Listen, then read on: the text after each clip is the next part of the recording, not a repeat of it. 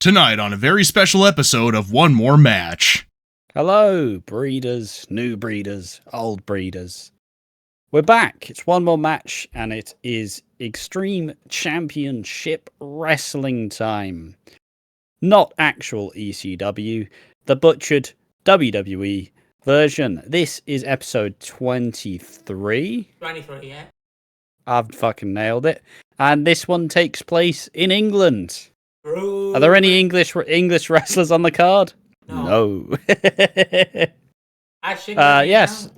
Rule Britannia. Britannia rules the world. England. Oh, I need to do it like Nigel Farage. Hold on. England shall ever bow. Shall be slaves. But yeah, this is November 14th. 2006. We are roughly a month before December to Dismember, and we are continuing to build up the match card a little bit. The final entrant of the Extreme Elimination Chamber is gonna be announced tonight, and this is apparently taking place in the Manchester Evening News Arena, which is a fucking stupid name. Has it been renamed, or is it still not?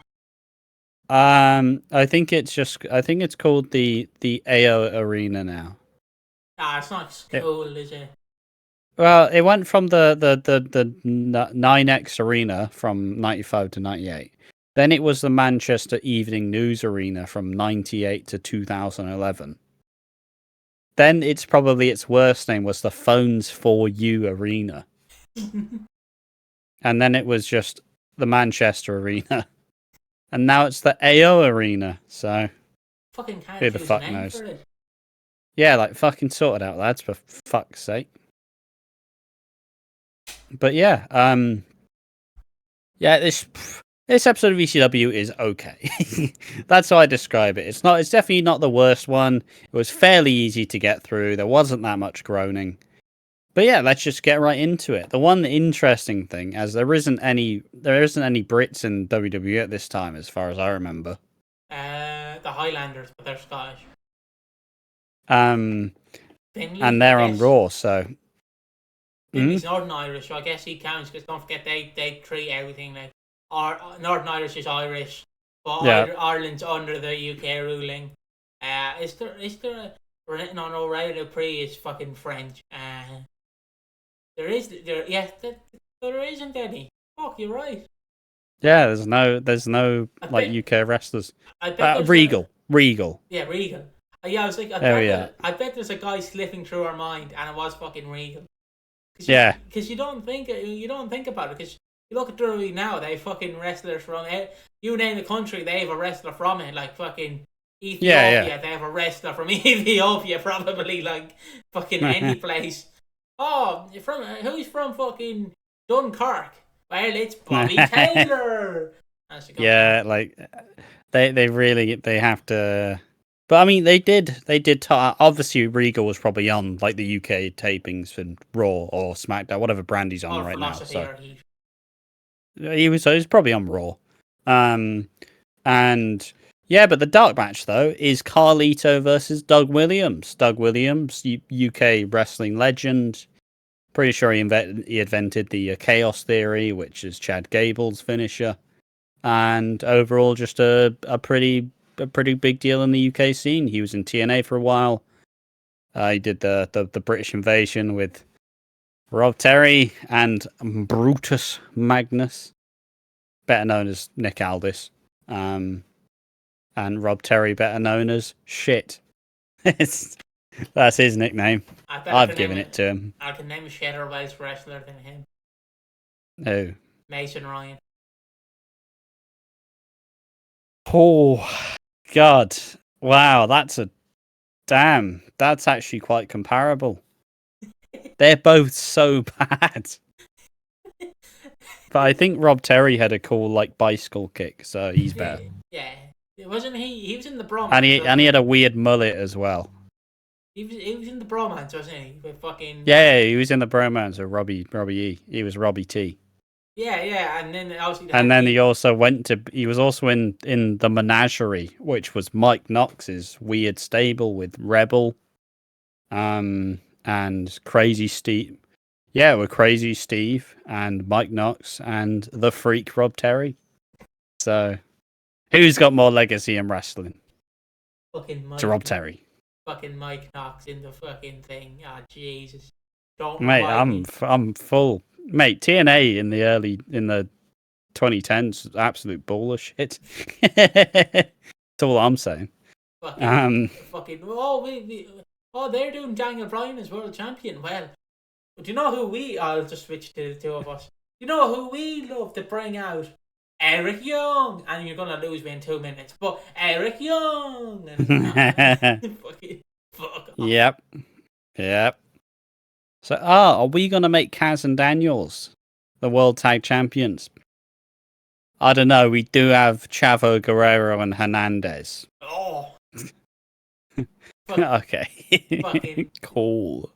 It's funny when you go back. Or the Bromans. Fucking hell. You know that video, don't you? Jesse Goddard, who is so shit, he's still in OVW to this day. Like, he's been in there for 10 years. How is he still shit? How is he still so shit? You've obviously seen that clip, haven't you? With Earl Hebner, Robbie T, and Robbie E. With fucking... Dude, she looks like a horse! Fucking that clip. Dunno. I think they're interviewing Earl Hebner, the two of them. And like they're trying to get Earl Hebner's opinion on the girl. And then Earl Hebner's like, dude, says something like, she looks like a horse. It's one of them who says it. Fucking, fuck it, we're not doing ECW anymore. We're going to TNA in 2010.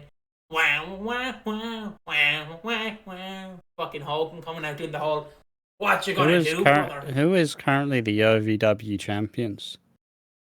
Have a quick look. Crixus. Who the fuck is Crixus?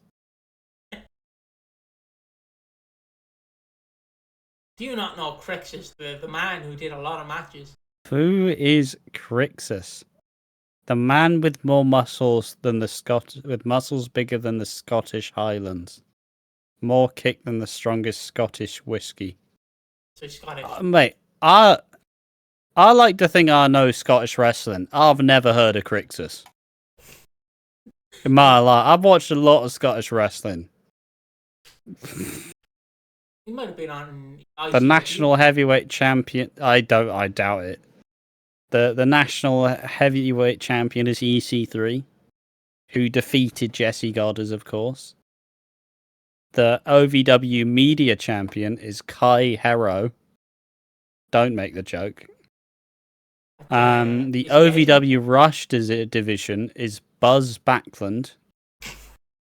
The OVW Tag Team Championships are held by Tusk and Chains. And the OVW Women's Champion is Layla Gray. What the fuck are they doing in OVW? Who the fuck knows? How shit is your roster, mate? Well, look, alright. All we know is it's hard to be better than Cash Flow. That's all I'll say. He's not the fat black wrestler. He's the fat, long-haired. He's a guy he's the polar opposite of who you'd expect a wrestler called Cash Flow to look like. Yeah, you think of someone from Hit Row, but it's not. No. Like, just to date this, it's like when Jericho Fat 2 debuted, and I was waiting for my message from Mash going, where's Juicy Fat 2? The big fat fucker. I think it's Juicy, isn't it? The big fat lad. Yeah. I was waiting for a message being like, where's Juicy? And if you can't tell, it's not particularly interesting. It's not a particularly interesting episode of ECW. You can't tell. But we need to go through 2010's DNA at some point. Fucking Hogan, wow, wow, wow, wow, wow. We're not doing the NWO. We're called the New Click or some shit like that. What was it called? The band. I don't remember. It was the band. Oh yeah, the band. Yeah.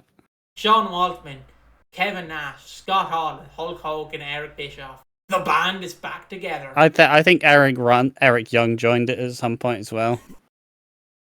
Just absolute shit. Yeah. You had fucking Immortals or Immortal. Yep. And then you had the other one. Fortune 4. The front line. Yeah, you had Immortals and you had Fortune. And that was the factions. Anyways, enough of this shit. Hold on. Just on Immortals, fucking... Isn't that the one? Is the Immortals the one where this was given the Hall of Fame ring by Hogan? Or was that before Probably. Immortals? May have been before. I know Immortals because it's the faction Jeff Hardy had when he was a heel. And then obviously Yes. Jeff Hardy went, I'm going to do marijuana. And then they went, okay. I'm going to do marijuana. He was probably on a bit more than fucking weed. Yeah, but for what we know, he was just like, I'm just going to do drugs. And it's like, okay. He's definitely on a bit more than just weed. And then obviously he famously comes out Victory Road 2011, fucking high as a kite. Which, I'm not going to make the joke, like, it's a sad event, but it is funny in hindsight.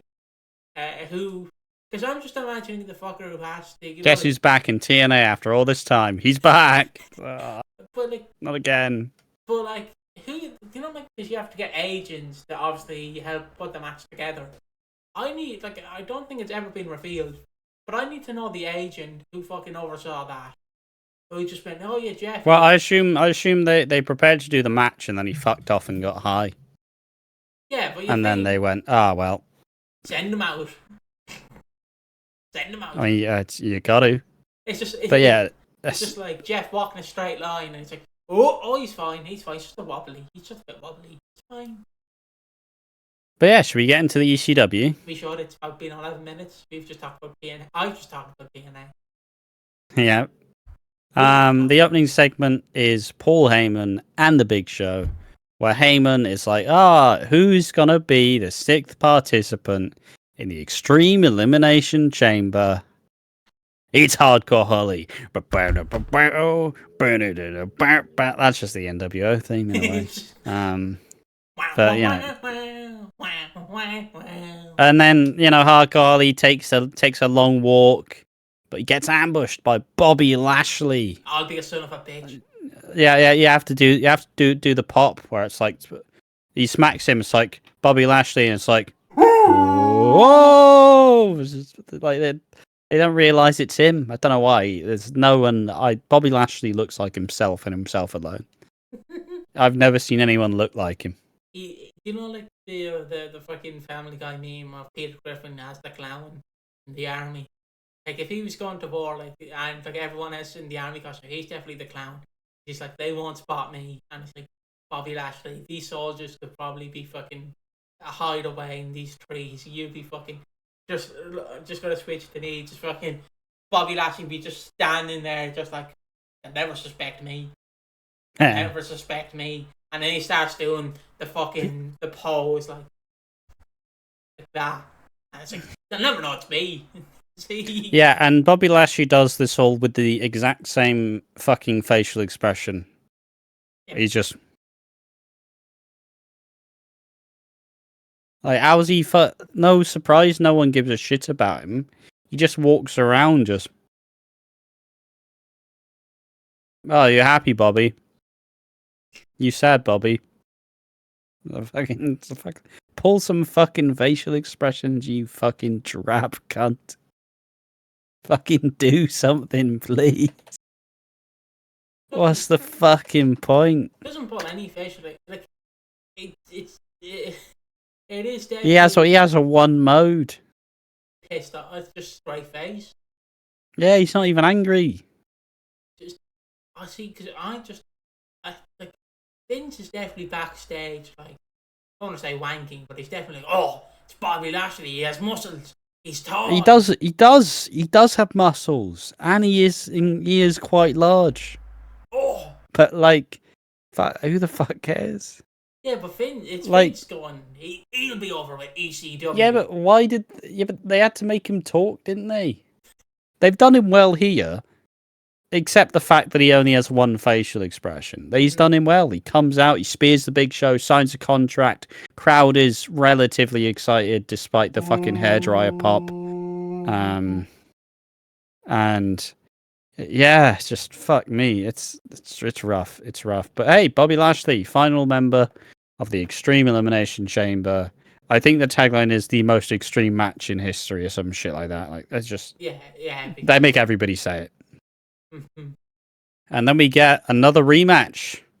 It's CM Punk taking on Mike Knox. It goes 8 minutes. It's an alright match. It's better than it has any right to be, but it's also still 8 minutes, and Punk's moveset is still limited, and Mike Knox does about 3 moves. So, like, in this match, he does a backbreaker, he runs away, and then he runs into Kelly. That's his moves for this match. So, like, that's the problem here. It's not like a back and forth. It's just kind of it has to hit its moments. And obviously Punk beats him in 8 minutes. Do we progress the story? I guess. It feels like ECW is like a teenager who's like trying to get close to like a guy or a girl, and it's like, we're getting closer. Did you kiss? Well, nah, but she did brush across me once, and she touched my leg accidentally. But we are getting closer. We're getting together. We are. And it's like, yeah, that's not fucking happening, or is it? You're just making shit up, aren't you? That's the storyline progression of ECW. It's like, well, she did graze her hand against mine, so I'm calling that a win. We're together. It's like, yeah, okay, sound. Come back to me when you have some fucking news. You fucking loser. So Punk wins with the Anaconda Vice. Still, my complaints continue. Punk's moveset is decent enough, but it still needs a good finisher, which the Anaconda Vice is not. So, yeah. Like, imagine playing SVR with Punk at this time. You're like, oh, fucking hell. What fucking shit is this? He definitely has a bland... And he's not even in it till 2008, isn't he? Mm-hmm. Yeah. Like, I guess at least by that time he has the GTS, right? I believe so. Yeah, he definitely. You can't imagine he's world champion without the GTS. Yeah, true. And but I think it proves the power of a good finish, right? I mean, like, Randy Orton wouldn't be as over if he still had the overdrive. So only for Piggy. mm-hmm. Yeah. But like, MVP was so much cooler when he didn't do the overdrive. He did the ball. And he did that little like drive-by kick, which is still fucking sick. Yeah, Punk was the one problem with doing the Pepsi plunge. Like, if he kept doing it in WWE, Triple H. Well, there is Triple H, but if we're talking like effects on your body, you are pretty much landing on your knees. So imagine. Yeah. So I'd roughly say they do 2 house shows a day. I want to say, no, they do 1 a day. Sorry. So let's just say 360. Let's just say about 4 days. We're not counting Christmas because Vince is a mentalist. He'll be like, you get Christmas off, but you come in the next day. So like, imagine doing they still didn't even get Christmas off usually. Yeah, but yeah, imagine doing that for like over a year, about 10 years, like for the course of your career. You're gonna literally be like Matt Hardy now with his spine fused. You're gonna be like, oh fuck, it passed me them knee tablets, lads. I like the fucking. You just a good finish is important, and it's ECW, so no one has a good finish. Plus, also I want to say Test his big boot, but his big boot's not even the finisher, is it? It's a TKO. It's like Like, even I just on the Pepsi plunge again. It's just how could that even work? Like, when because when Drew McIntyre beats up CM Punk, he does the GTX. Yeah. You can't really, like, if you're on the ramp, you can't really fucking pick him up. Pepsi plunge him, like, because it's just a pedigree, and then you'd have Triple H going. You're stealing. Has he actually done the Pepsi plunge in WWE, or was that in AEW? He did it in ROH, he did it in AEW. I believe he might have done it in a dark match for WWE, but he's never done it officially in WWE.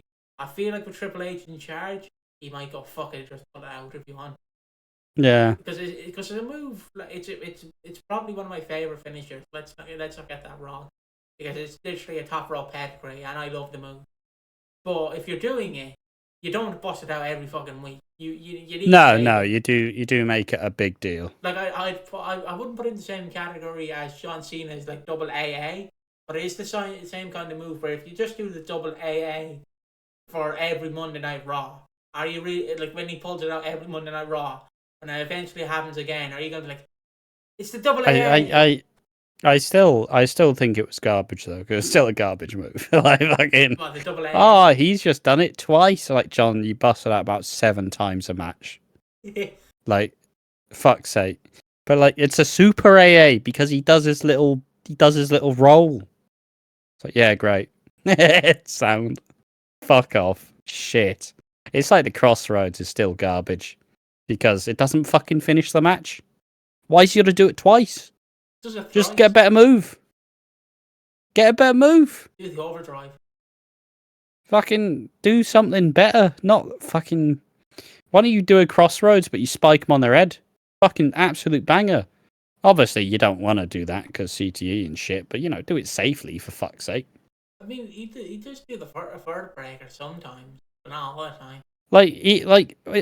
The best Crossroads in AEW is when all the people sold it on their head.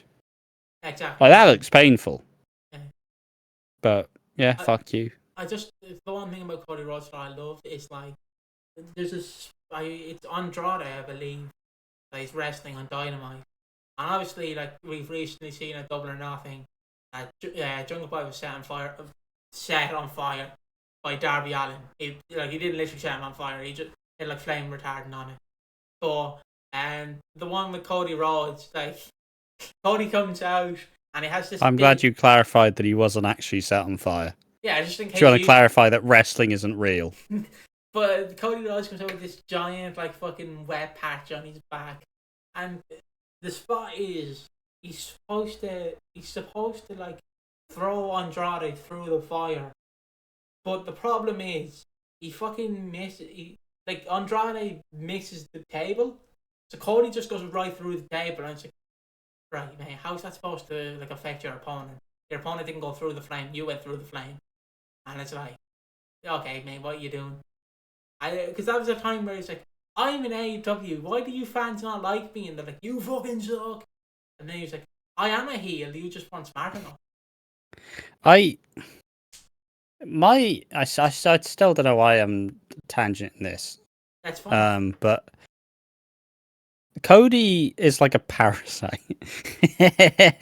He's taken one thing from literally anybody he's ever fucking like competed with. It's like, what's his move? He does the Cody cutter because it looked cool and Will Ospreay did it, and he needed a high flying move.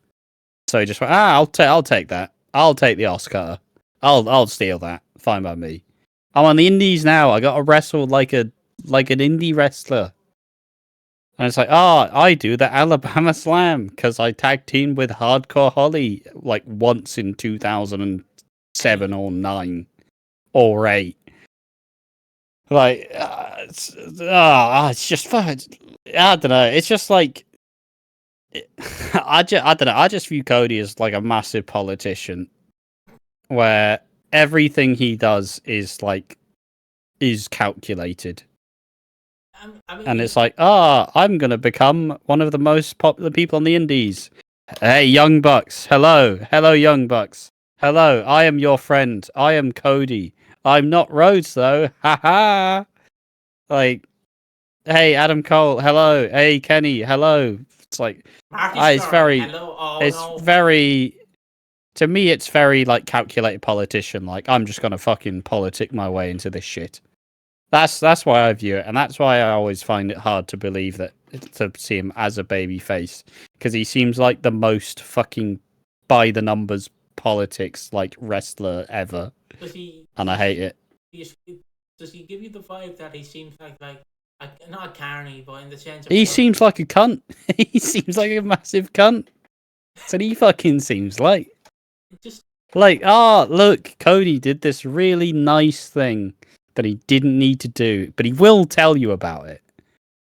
He will definitely make sure you know that he did this selfless thing for nothing. It's like just... fucking.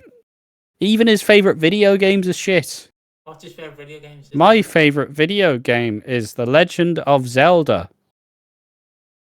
My favorite game is Ocarina of Time. So, oh, fucking hell. What's the fucking point? I like comic books. X-Men. Oh, fuck off. Fuck off. It's all just I don't know, it's like it's a calculated fucking mess. I hate it. So, He doesn't feel genuine in the slightest. You don't feel him like you don't like his current run where he's a babyface world champion taking on everyone. He is John Cena. Yeah, but at least John Cena didn't. Did John Cena play politics? And also, wasn't Cody like, oh, when I'm done wrestling, I want to go into politics? I fucking bet you do, motherfucker. Oh, man. I'm not surprised.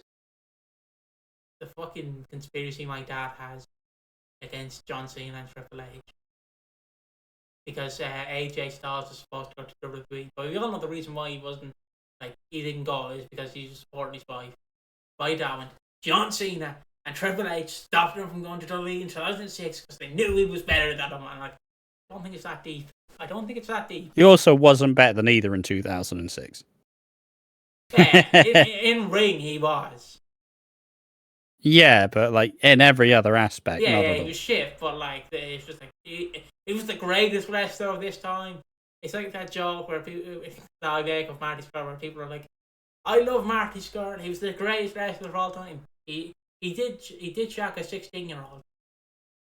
He was the greatest wrestler of all time. You can't disprove it. Like, and I will say, I respect what Cody's done in wrestling. Like, he's made a really good job out of it. But like, it's really wild to me to think that the most WWE wrestler possible became one of the biggest known attractions on the indies, and all he did was add a fucking he added an Oz cutter into his moveset. Like, I'm an indie wrestler, guys. Look at me.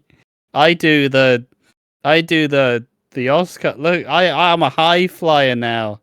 I'm like, started AEW, probably added some credibility to it, full credit. But then he also just has like the really overbooked fucking Jeff Jarrett match as well. So like, I genuinely see Cody as a mixture between Triple H and Jeff Jarrett. That's how I see Cody. I mean, Jarrett has grown on me, though. Jarrett definitely has. Oh yeah, love Jarrett now. Yeah, not in 2005. No one loved him. No, no one loved him. Like, I'm happy that Jarrett's just getting to fucking do what he wants in AEW. It's great. Don't watch it, of course. Never watch it. Do you reckon? Like, 'cause I do think he's a booker for AEW. I do think, or he's a producer. Do you reckon, like, that story that everyone tells about Hardcore Hollywood? It's like, he got himself a contract as director of live events. They don't do live events. They don't do them. How has he got that fucking contract? Do you reckon whenever Tony has a meeting with him, he's like, okay, what do you want to do? All right, I lie. He is director of business development. What fuck? He just went. Can I get more money, please? Yes. Sure. Isn't Bryan Danielson like the social media officer or some shit? I don't fucking know.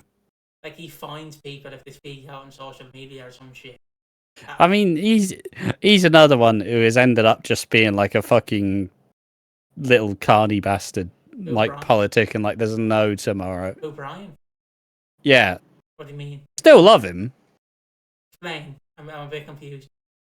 I mean, he went, yeah, I book now, and then he's decided like, oh yeah, he does a lot in creative, He's really put himself at the top of AEW. Like, yeah, fucking sure he has. Obviously he's not booking himself in like the main event every week, but he still very, very quickly went, yeah, I love AEW. It's great. Put me in the G1, please. Oh, you're not? Well, fuck you, that's what. He still wants to compete in the G1, but yeah, he's not in this year's one either. I just don't think he'll ever compete in one. He probably will, but it's like fucking they've allowed Takeshita to go, but Bryan Danielson, nah. Well, I mean, Bryan Danielson does have neck and concussion issues. Fuck it, who cares? He's probably gonna get injured and not have to retire soon. Like, fucking let him do it. Fair enough. Fair enough. I would be like, mate, if you're going, because Brian's not going to be like, okay, so we're not going to drop you in your head. Brian would be like, drop him. He'd be like, also, for a second, I felt like a fucking. I felt like I was the dad trying to explain that the hamster didn't actually, like, go to stay with our friend, and that he actually did just die. Yeah, I think Daniel Bryan's a carny fuck too. What? Oh, what do you mean? I don't get it. What? It's just fucking. It's like, no, the hamster's dead. Fuck one of your favorite wrestlers. If people who don't know, I think Bryan Danielson is better than Shawn. But the one problem with Bryan is, like, Bryan, we're gonna have to do a safe match with you. Drop me on my head. What? Drop me on my head. But Bryan, his neck issues. Drop me on my head. And it's I mean, also, I don't mean just be a knob, but also he's in AEW, isn't he? I don't watch AEW, so fuck you. I want Daniel Bryan back, though, please. Like, he's great. I'm glad he's having a great time over there. It probably suits him more, but I'm not watching it, so. I was gonna say I'm like Vince in the way of, like, Daniel Bryan, 27. When did he leave? 2021. 2021 to whenever he's still in AEW. That doesn't exist. It didn't happen. And then he was just wrestling on the indies, guys. It's that fucking unfinished progress. You've been in this major company for 7 years. Kurt Angle was on the indies for the past 16 years. He hasn't stepped foot in a WWE ring in forever. No, it's still having a. Hello?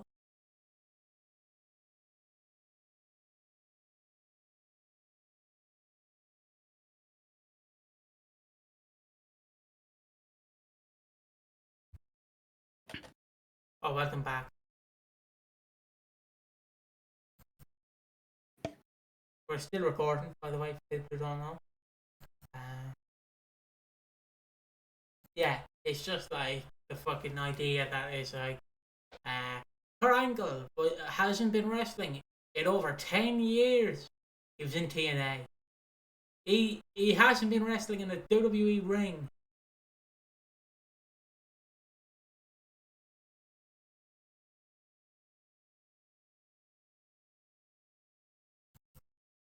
Oh.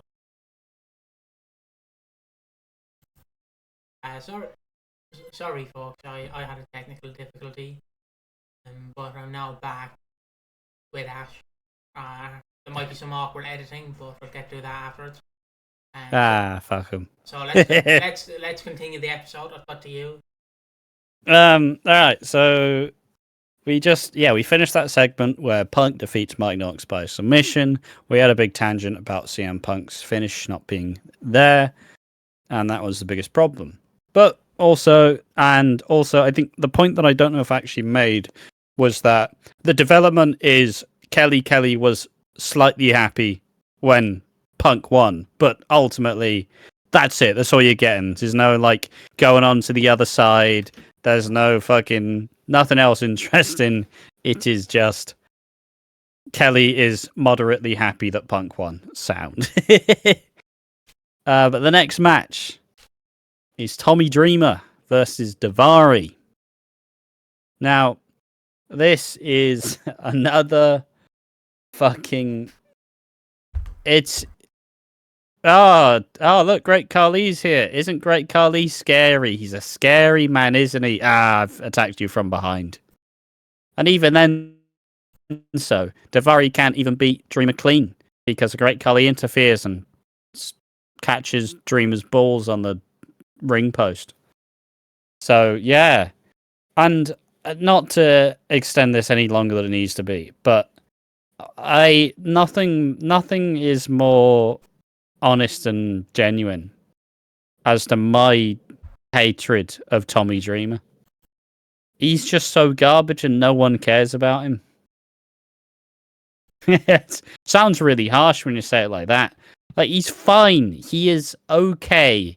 He is the most average wrestler I can imagine. He is okay.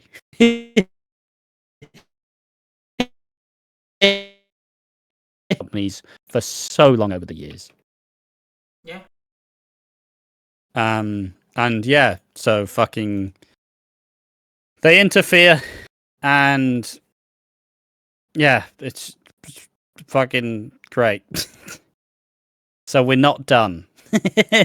We're not done with this Tommy Dreamer and Davari stuff. So just know that we will probably get 3 more weeks worth of Dreamer versus Davari, and probably 3 of them will end in a DQ because it's ECW, and that's their fucking bread and butter, for fuck's sake. WWE ECW, that is. Mm-hmm. Then we get a backstage promo from Punk, talking about his participation in the most extreme match in history. And then he just kind of says all the names that are in there and says, yeah, Lashley, you're great. You're really good. I love competition, me. I can't wait to win. When that door locks, it's every man for himself. That's shit, isn't it? All right, do you want to show any personality in this promo? Nah, not really. Like, I get it. You have to do a promo for the match, but they really just went, Punk, we want you to say this. Okay, got it. But now, the main event, the finale, the main event is Bobby Lashley versus Hardcore Holly. Whoa. That was about as many cheers as this match had. That weren't the hairdryer. Fucking, this match is cheeks. Yep. You were saying before this, like, oh, I can't wait for you to be shitting on all the Bobby Lashley matches. I'm going to be secretly enjoying it. And you were not secretly enjoying it. You weren't paying attention to this fucking match at all. I was. I'll have you know. I fucking was. You were looking at your phone throughout the entire thing. So were you. Don't fucking hang me. Yeah, but I'm not proclaiming that I'm a big Bobby Lashley fan. I'm not claiming I'm a big Bobby Lashley fan. I'm just a big fan. It's like you being like, oh, Jungle Boy's been screwed over. He's in New Japan. You gonna watch him? No. No, I'm not. It's the fucking... Yeah, I'm looking forward to enjoying all these Bobby Lashley matches. You watching it? No. Like fucking... What happened? What happened in this match? It's like with fucking Slater. Like, oh, my favourite wrestler is Roderick Strong. He's in New Japan. You gotta watch. No. He's on overhated. You wanna watch? No. He hit a clothesline. Yeah, great. They both hit a clothesline. They hit a big boot.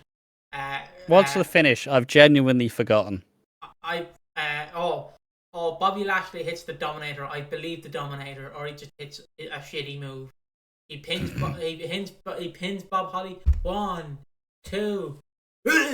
That is Paul Heyman pulling the ref out of the ring. Scott Armstrong, R.I.P. I think it was also Big Show. Because he just got fucking launched. It was Big Show then, probably. And Test, meanwhile, comes into the ring, beats the crap out of Bobby Lashley, I'll be a son of a bitch. And then, fucking out of nowhere, Sabu. Oh. Sabu comes down, CM Punk comes down, they beat the crap out of them. And also, RVD couldn't be here because we thought, like, in real life he had drug, like, you know, because the British government are weird with that kind of thing. Yeah. But no, he was allowed in. Fine. I don't think he brought any weed with him though. No. So he comes out, he saves the team, and then they all have a standoff, and then RVD. I need you to beat Bobby Lashley, okay? I need you to beat Bobby Lashley. So I'm gonna do RVD. RVD, of course, does RVD. Now do Bobby Lashley. That was that. Yeah, that. Well, no expression though. Just. That's it. That's what he does. It's shit. It's garbage. Fuck you. Do a face. Do a face, please, Bobby. Please. Pull a fucking face. Please. That's all I ask. I'll be on Bobby Lashley face watch. See if he actually pulls any other facial expression other than just straight face. He has the. Yeah. He has like. I know people are going to go, oh no, he's mentioned, but he has the Benoit kind of fucking like facial works where it's like, Benoit, you're in a world title match. You gonna like smile? Yeah, yeah. Everything is deadly fucking serious. It's like Eddie Guerrero has been attacking the backstage promo, Benoit. Okay, thanks. That was great, Chris. You did great. There is a brilliant story with the ICP and Vampiro that they tell about in WCW. They're right outside the recording booth to record the promo, and Vampiro and not the fat one, the slim one, banged on the door. I can't tell them apart. Banged on the door, like they banged on the interview door, and then I believe Shaggy's the fat one. Shaggy just was like, he was just standing there like clueless, just like, can't do my promo. So they bang on the door from here on the other ICP member, and they run off, leaving him there. And then all of a sudden, what the fuck are you fucking doing? What the fuck are you doing? Just yelling at him, spitting in his face, like, just yelling at him. And I'm like, Jesus, I'd be shitting myself. Yep. The other one I love, right, and this is what I'm gonna end it on, is the fucking one where it's Too Cold Scorpio, who has stabbed someone now at time of recording this. He is currently facing charges for stabbing someone. He did stab someone. Back in 90 something, he got into a fight with Hawk, and he was gonna legitimately kill Hawk. I think it was Hawk. It was one of them. And Benoit went, brother, don't do it, brother, please. You know, if a wife, you've a kid. Which, in hindsight, is one of the funniest things yeah, what's the word? Who was it? Wasn't there a story that Hawk's gonna get stabbed by scissors? Was it by Sid? That was Sid and Aaron.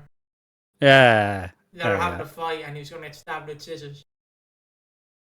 I'm not sure why. I'm not sure how angry you have to be that you have to pull out the sharp objects. I think it was like, you know, I'm not much of a hothead, and I know that violence isn't really something that comes naturally to me. But like, I'm not fucking grabbing a weapon. Like, you're a fake pro wrestler. Use your fist, you fucking melt. I mean, I can think the sentiment I get from all these like fucking backstage promos that come out, backstage fucking stories that come out, is it's just two testosterone fuckers just being pissed off at each other. Like, you hit me stiff in this match, brother. Like fucking hit him back, you fucking melt. Because it's always a story where like Hollywood complain, like people would complain that Hollywood hit too stiff, and I'm like, stiff him back. Like, he's hardcore Holly, and it's like, who gives a shit if it's hardcore Holly? Like, that's like he's happiest when he's getting stiffed. But obviously the one that like people will remember, like the biggest receipt in wrestling is obviously when Mr. Kennedy on one SmackDown hit Undertaker too hard, and then Undertaker, either after 5 Series or Armageddon, just picks up the chair and fucking twats him. Like, he proper, like he just fucking kills him with the chair. He cunts him proper. He does. I want to know where that chair is now. Like, so I want to see if there's an actual dent in it. Like, is his face imprinted into it? just all you see is the face, just like. But yeah, that's the end of this weird one more match episode of the new podcast. We've been your host, Piggy and Ash. We thank you for watching. We're probably going to watch another ECW, maybe. No time. We fucking are. We're out of time. I'll talk to you later on, folks. See you in the next one. Cunt off.